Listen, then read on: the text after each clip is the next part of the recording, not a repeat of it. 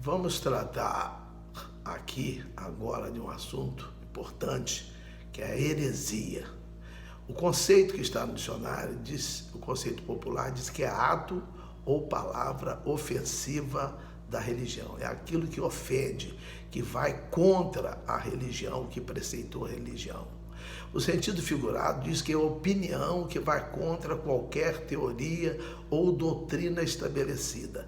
Nós somos seguidores de uma doutrina, a doutrina de Cristo, que é a palavra cristianismo.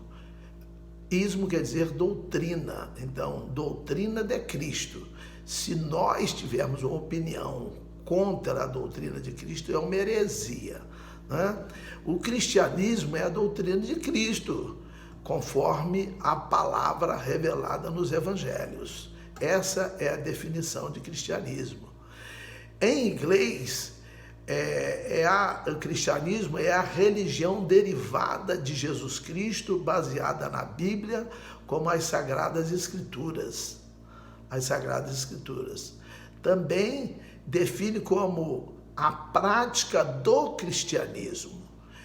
Vai ser cristão quem praticar o cristianismo. Esse aqui é cristão, se praticar, conhecer e não praticar, está tendo opinião própria, uma escolha própria, então vai ser uma heresia.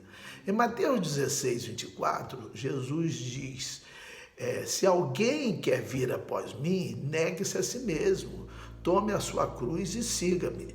Então, para seguir Jesus, tem que se negar a você. Você não vai ter mais ponto de vista, opinião, o seu pensamento próprio, o que você acha, o que você pensa, ponto de vista. Não, você vai ter que seguir e obedecer aquilo que Jesus preceitua e determina, as leis dele. É importante você atentar para isso, né? No versículo 25 ele diz, pois quem quiser salvar a sua vida, perdê-la-á. Mas quem perder a sua vida por amor de mim, achá-la-á. Então, quem quiser viver a sua vida própria, pensa que vai ganhar a sua vida, mas vai perder. Mas quem perder a sua vida por amor de Cristo, quer dizer, deixar a vida, abandonar a sua própria vida, seu modo de pensar, para seguir a Cristo, você vai achar a sua vida, né? Paulo, ele escrevendo aos Gálatas, no capítulo 2, versículo 20, ele diz que estou crucificado com Cristo. No entanto, eu vivo, mas não eu, e sim Cristo vive em mim. Ele anulou-se de uma maneira tão grande, ele negou-se, ele renunciou-se de uma maneira tão grande, que ele não mais vivia. Ele estava vivo, mas era Cristo que vivia nele. Aquele que se disser cristão, seguidor de Cristo, deverá fazer tudo que o Senhor mandar. Em Mateus 28, 20, isso é bem claro, quando Jesus diz, ensinando-os a guardar todas as coisas que eu vos tenho mandado. Tudo aquilo que Jesus mandou é para nós fazermos, né? E eis que eu estou convosco todos os dias, até a consumação dos séculos. Ele termina. É importante também nós nos lembrarmos lá em Atos dos Apóstolos 5:29, quando os discípulos respondendo, Pedro e os apóstolos, eles disseram, importa antes obedecer a Deus do que aos homens. Né? Tem que obedecer a Deus. O Brasil, conforme outros países, ele tem uma Constituição. Alguém às vezes usa dizer que a Bíblia é a nossa Constituição, nosso manual, tal, né? Agora, a Constituição de um país, ela pode ser emendada.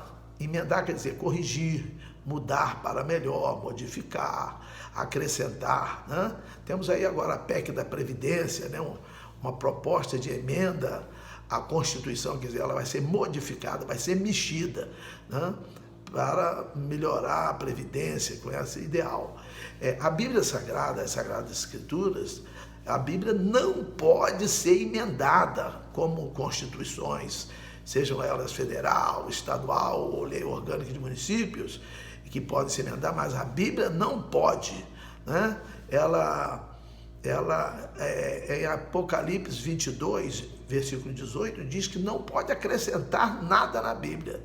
E Apocalipse 22, 19 diz que não pode tirar nada. não se pode mudar, não se pode modificar a palavra de Deus, que é a Bíblia, tá? Então eu quero aqui falar rapidamente sobre 3 fundamentos principais que, se sendo violados, desobedecidos, modificados, interpretados erroneamente, ocorrerá uma heresia.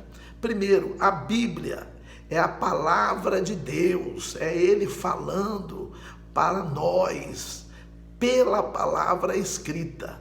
2 Pedro 1:21 diz que no final, que os homens santos de Deus falaram inspirados pelo Espírito Santo. Então, o Espírito Santo, que é Deus, né? O Pai é Deus, o Filho é Deus, o Espírito Santo é Deus. E aqui diz que eles falaram inspirados pelo Espírito Santo. Então, é um primeiro ponto aqui de que nós temos que ter cuidado, né? Para não cometermos heresia, não emitirmos uma escolha, uma opinião própria contra a Bíblia, porque a Bíblia é Deus falando conosco. Segundo, é a deidade de Jesus e do Espírito Santo. Ou seja, que Jesus é Deus e o Espírito Santo também é Deus, né?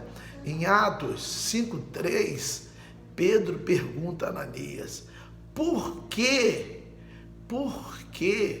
havia ele mentido ao Espírito Santo? Ele pergunta, por que você mentiu ao Espírito Santo?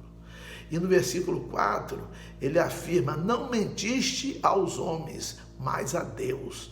Ele mentiu ao Espírito Santo e ele mentiu a Deus, né? Também Romanos 8:1 diz, portanto, agora nenhuma condenação há para os que estão em Cristo Jesus, que não andam segundo a carne, mas segundo o Espírito, né? Então, quando nós andamos segundo o Espírito que mandou, o Espírito Santo que mandou escrever. Os homens santos de Deus foram inspirados pelo Espírito Santo para escrever a palavra de Deus. Aquilo que Deus manda que nós façamos, que nós sigamos, que nós obedeçamos, que nós pratiquemos, que nós observemos. Então, é o Espírito Santo, aqui nós vemos a deidade de Jesus e Espírito Santo. E terceiro, é o poder salvífico do nome de Jesus. Meus irmãos, só existe salvação em Jesus, não é? Só existe salvação em Jesus. Jesus diz lá em João 14:6, eu sou o caminho e a verdade e a vida, ninguém vem ao Pai senão por mim. Lá em Atos 4:12, Pedro diz, e em nenhum outro há salvação, porque também debaixo dos céus nenhum outro nome há dado entre os homens, pelo qual devamos ser salvos. Então, salvação só em Jesus. Não tem salvação fora de Jesus. É preciso a gente... Se alguém acrescenta, quer ter uma opinião, quer acrescentar alguma coisa, né? E às vezes há muitas igrejas que elas falam que elas que são certas, que elas são únicas. Isso é um perigo, porque ela está dando uma conotação que Jesus só passou a salvar depois da existência daquela denominação. E aquela denominação é recente, é depois de Jesus. Meus irmãos, Jesus, ele é o Salvador desde que ele começou o ministério dele. E todo aquele que nele crê não perece, mas tem a vida eterna, que crê e procura fazer o que ele mandou. Então nós temos que tomar cuidado. Ele é o único mediador, né? Diz 1 Timóteo, ali 1 Timóteo 2:5, que há um só Deus e um só mediador entre Deus e os homens, Jesus Cristo, homem. Então vamos tomar cuidado, não vamos ter nossa opinião própria, não vamos fazer nossa escolha própria, vamos ser imitadores de Cristo, conforme diz 1 Coríntios 11:1, e vamos ser imitadores de Deus, conforme diz Efésios 5:1. Que Deus continue abençoando nossas vidas. Atentemos para isso que temos ouvido.